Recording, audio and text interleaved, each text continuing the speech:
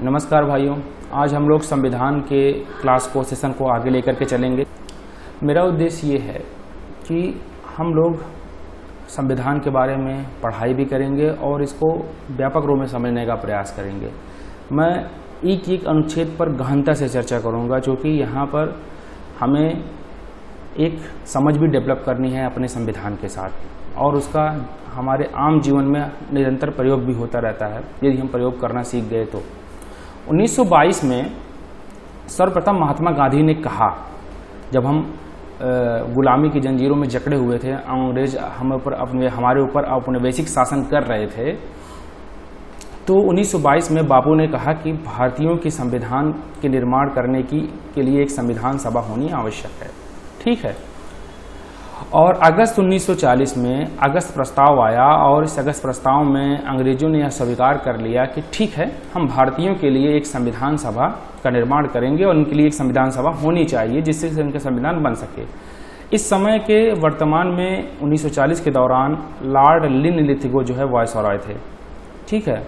और इनके द्वारा अगस्त प्रस्ताव जब पेश किया गया तो अगस्त प्रस्ताव में अल्पसंख्यकों को वरीयता दी गई थी, जबकि हम यह चाहते थे कि समस्त भारतीय लोगों के संप्रभुता को आगे लेकर के चलें, हम लोग एकीकरण की भावना से आगे बढ़ें, लेकिन अंग्रेज कहीं न कहीं इसमें बीज बोने की फिराक में उस समय भी थे, और अंततः अंग्रेज इस मामले में सफल भी हो गए। ठीक है। पर हमने इस प्रस्ताव को अस्वीकार किया क्योंकि इसमें मुख्यतः भारतीय होने की बात कही गई थी। ठीक है। और कहीं न कहीं जो है तुष्टीकरण की विचारधारा अंग्रेजों द्वारा इसमें थोपी जा रही थी।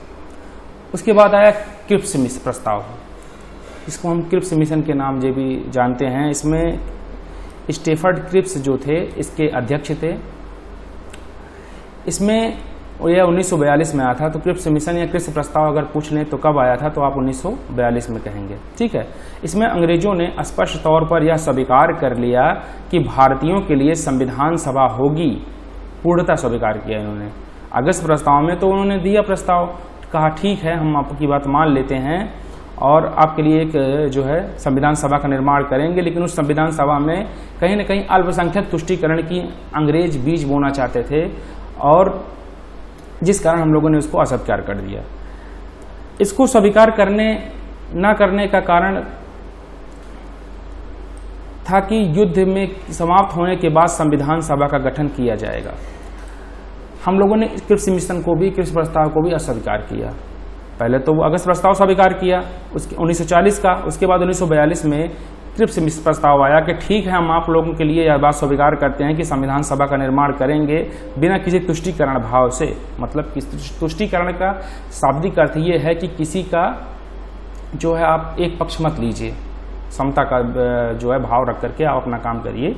इसी को जो है समान प्रवृत्तियों के रूप में देखा जा सकता है और तुष्टीकरण की भावना से ऊपर उठ करके बात की जा सकती है। ठीक है।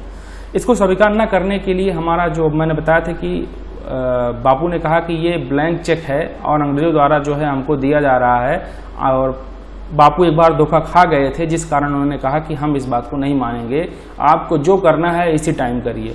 अब आप ये पीरियड देखिए, 1942 की बात हो रही है। इस समय सेकेंड वर्ल्ड वार हो रहा है पूरे विश्व में, और भारत कहीं न कहीं जाने अनजाने में बेचारा जबरदस्ती उसको लेकर के लोग जा रहे हैं, युद्ध करवा रहे हैं, जबकि भारत से इसका कोई मतलब ही नहीं है। ठीक है। और इस समय कहा जाता है कि जब BR अम्बेडकर से समर्थन की बात की जा रही थी तो बाबा साहब ने कहा कि हम तो गुलामों के गुलाम हैं, आप किसी और के, आप अंग्रेजों के गुलाम हो तो हम आपके गुलाम हैं, तो हमसे क्या मतलब है, जहाँ आप ले चलेंगे वहाँ हम चलेंगे। कहीं न कहीं वो बेचारे परेशान थे, जो कि उस समय जातिवादिता की भावना हमारे हिंदू समाज में इतना ज़्यादा हावी थी कि स्थिति दयनीय थी। आज भी वो चीज़ें हैं, लेकिन कहीं न कहीं उस पर हम लोग जो है सफलता पाने पे धीरे धीरे वो आगे बढ़ रहा है, और सफलता हमें धीरे धीरे मिल जाएगी। ठीक है। तो हमने कहा कि इस समय ही क्यों नहीं हम इसको प्राप्त कर ले रहे हैं, और आप इस समय क्यों नहीं बनवा रहे हैं हमारे संविधान सभा को। तो कहीं न कहीं ये पीछे बनवाना चाहते थे। ठीक है। उसके बाद आया जब सेकेंड वर्ल्ड वार खत्म हुआ, और अब उसके बाद आया कैबिनेट मिशन।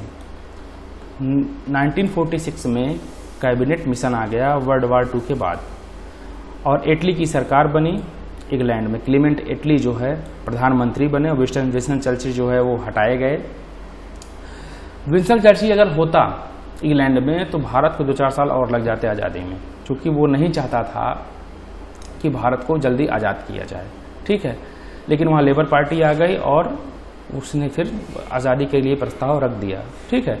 इन्होंने अपने मंत्रिमंडल में कुछ लोगों को भेजा और जिसको हम कैबिनेट मिशन कहते हैं, और संविधान सभा के गठन के लिए इसमें 3 लोग आए थे, ठीक है। तो कहीं ना कहीं इनका जो भाव था वो ये था कि ठीक है हम भारत को जल्दी से जल्दी आज़ाद कर दें, चूँकि हम अपने खुद समस्याओं में उलझे हुए हैं। उस समय इंग्लैंड की इकोनॉमी ज़बरदस्त तरीके से गिर चुकी थी, क्योंकि इंग्लैंड पर सबसे ज़्यादा मार पड़ी थी, और इंग्लैंड का प्रभुत्व जो पूरे विश्व में कई 100 वर्षों से था वो अमेरिका प्रभुत्व के रूप में उभर करके सामने आ गया, ठीक है।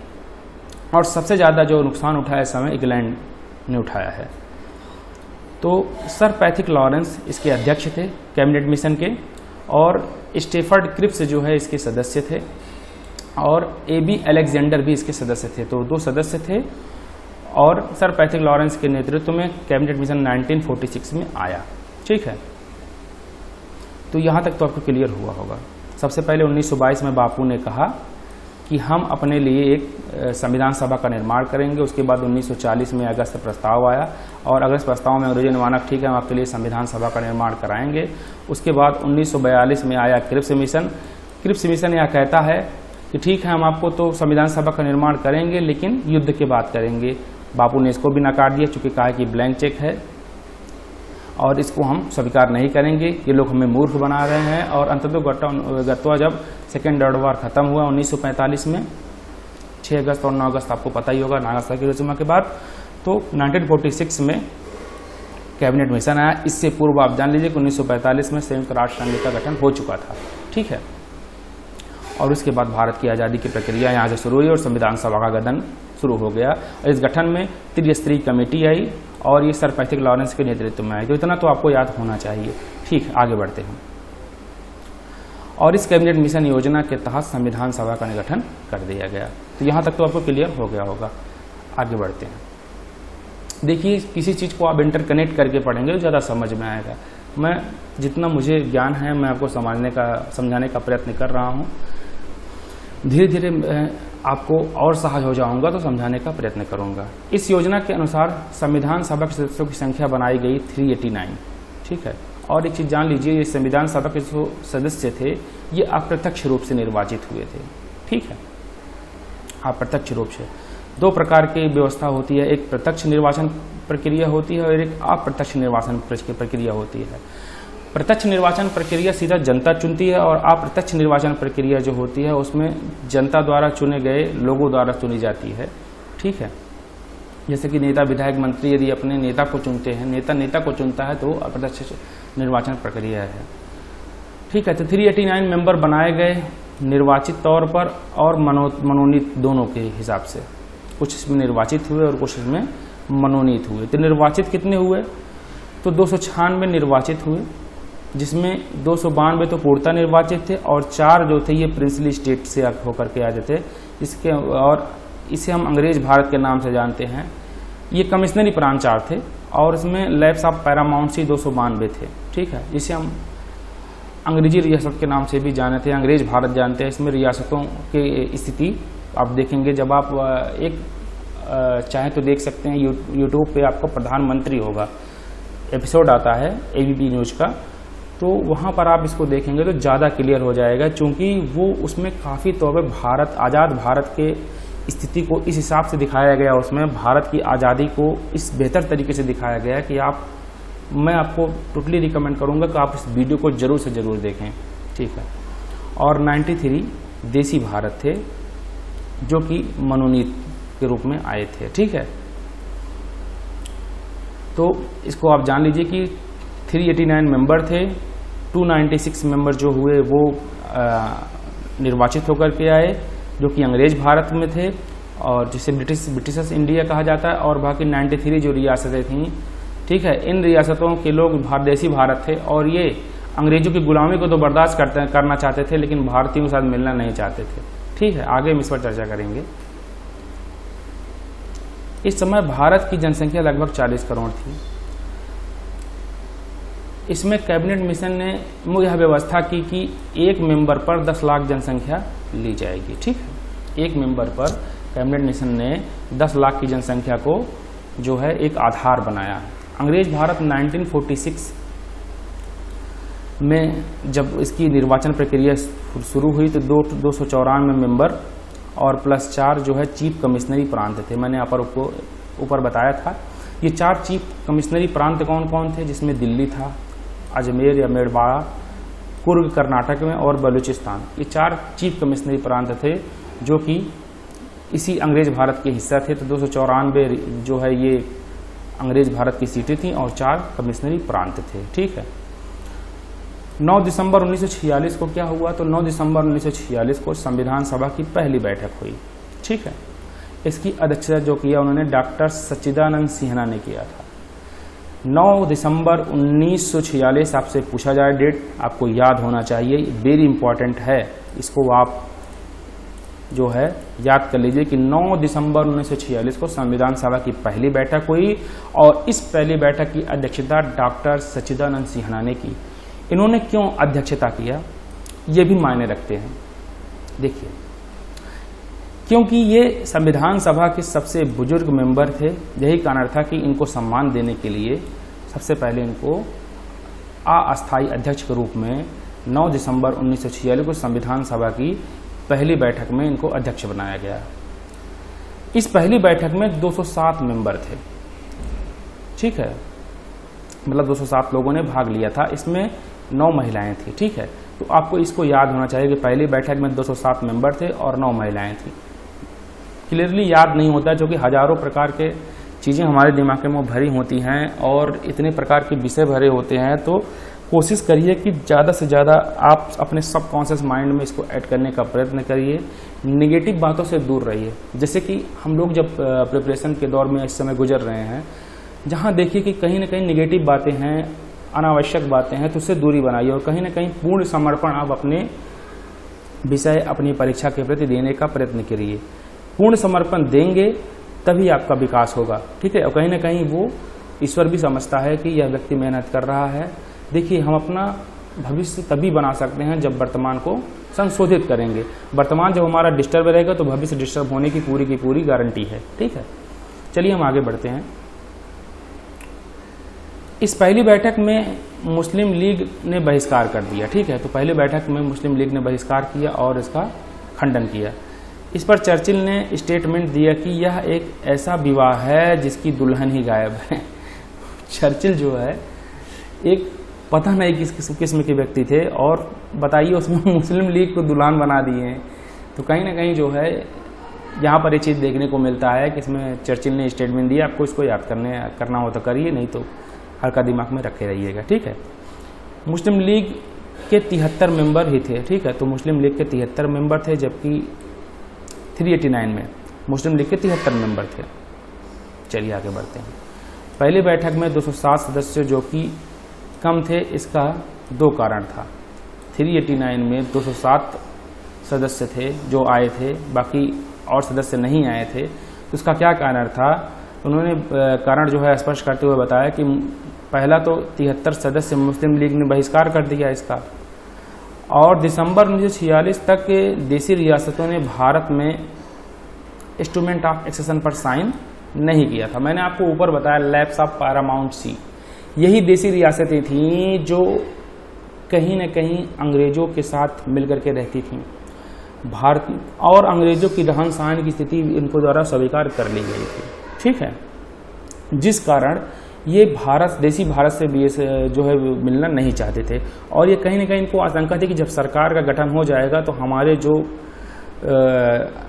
नैतिक जिम्मेदारियां हैं और हमारी क्या उनकी नैतिक जिम्मेदारियों की बात करें वो तो हमेशा राजा महाराजा जानते हैं कैसे थे, लेकिन कहीं ना कहीं उनकी जो आशंका थी वो आगे चल के इंदिरा गांधी ने प्रीवी पर्चेस को जब रद्द किया तो वहाँ पर ये स्थिति देखने को मिली।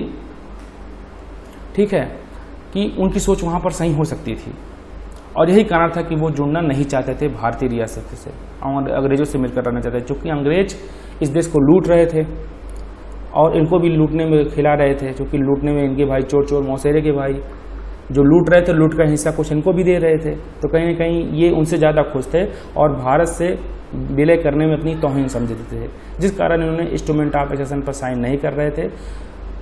और तब इसमें B.R. अम्बेडकर जी ने इसमें सरदार वल्लभ भाई पटेल जी की काफ़ी क्या पूरी योगदान है इस मामले को लेकर के कि सभी रियासतों का गठन एक साथ हो और 565 रियासतों को आपस में समाहित करने के लिए हम उनको नमन करते हैं। आज उन्हीं की देन है कि जो भारत की एक खूबसूरत स्थिति दिखाई देने को मिल रही है।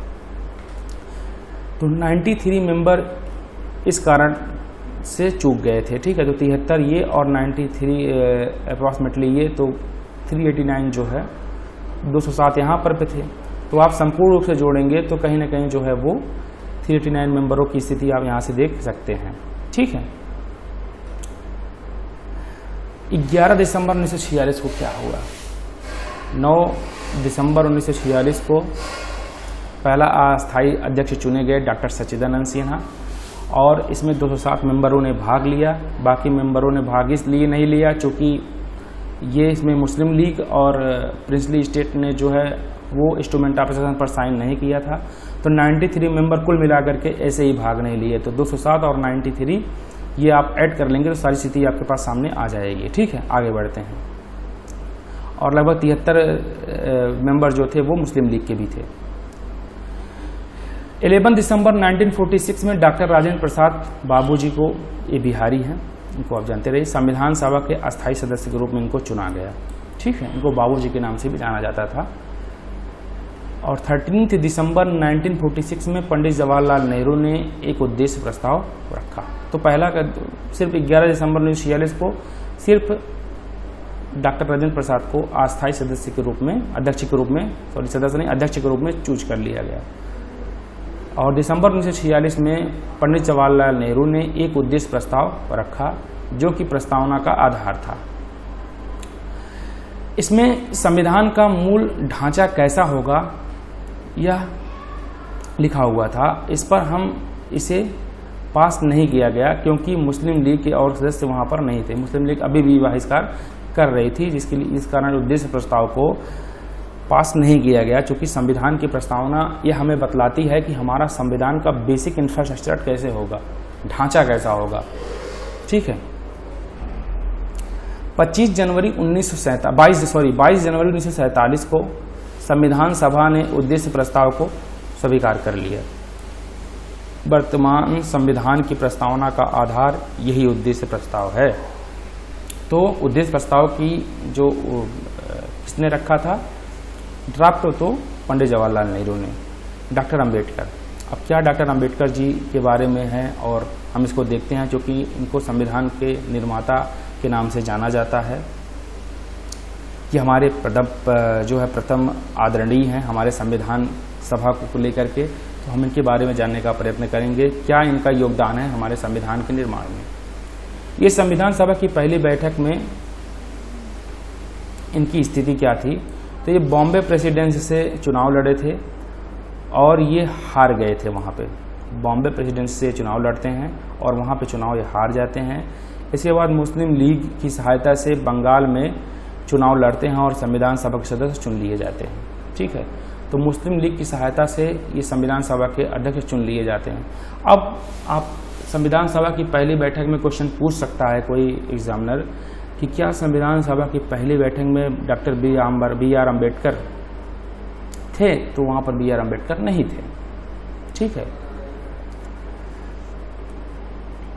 जैसे जैसे भारत विभाजन होगा, डॉक्टर अम्बेडकर बंगाल में के जिस क्षेत्र में चुनाव जीते थे, जैसुर कुरला क्षेत्र है, ठीक है। ये बांग्लादेश वाला रीजन है और वहाँ पर जैसुर कुरला नामक स्थान पर, ये पूर्वी पाकिस्तान में था, वहाँ से चुनाव लड़े थे। लेकिन जब भारत विभाजन हुआ तो B.R. अम्बेडकर जो है वो बंगाल से वहाँ पे चूँकि पृथक हो गया, तो वहाँ से उनकी सदस्यता भी खत्म हो गई, जिस कारण ये फिर दोबारा जो है वहाँ से जो है संविधान सभा से बाहर हो गए, ठीक है। उसके बाद क्या किया गया, इस समय संविधान सभा के संवैधानिक सलाहकार B.N. राव थे, ठीक है, B.N. राव। और डॉक्टर B.R. अम्बेडकर जो कि 8-8, 10-10 विषयों के ज्ञाता थे, उस समय इतने पढ़े लिखे थे, उनको इग्नोर करना भारत या भारतीयों के हित के लिए नहीं था। जिस कारण हमें जो डिप्लोमेटिक थे BN राव, ये बहुत बड़े डिप्लोमेट थे और सहायक भी, सलाहकार भी थे संविधान सभा के। इनके द्वारा यह कहा गया कि संविधान के निर्माण में डॉक्टर BR अम्बेडकर का योगदान जरूरी है। तब डॉक्टर राजेंद्र प्रसाद द्वारा बॉम्बे के तत्कालीन प्रधानमंत्री BG खेर, याद कर लीजिए, BG खेर को एक पत्र लिखा गया। ठीक है, बॉम्बे उस समय मुख्यमंत्री नहीं हुआ करते थे, प्रधानमंत्री हुआ करते थे। तो बॉम्बे के प्रधानमंत्री को BG खेर को एक पत्र लिखा गया और डॉक्टर अम्बेडकर के लिए संविधान सभा में बॉम्बे से एक पद रिक्त करवाया गया। ठीक है, और MR जयकर के ने अपने पद से इस्तीफा दिया। ठीक है, और तब जाकर जो है बाबा साहब वहाँ पर संविधान सभा में सदस्य के रूप में चुने गए। तो ये इनकी सारी स्थिति थी। आई होप यहाँ तक क्लियर हुआ होगा। हम कल आगे जो बाबा साहब भीमराव अम्बेडकर के संविधान सभा के प्रारूप के बारे में क्या क्या उनके योगदान हैं और BN राव की स्थिति है, हम उसको समझाने का प्रयत्न करेंगे। आज के लिए इतना ही। जय हिंद, जय भारत, नमस्कार।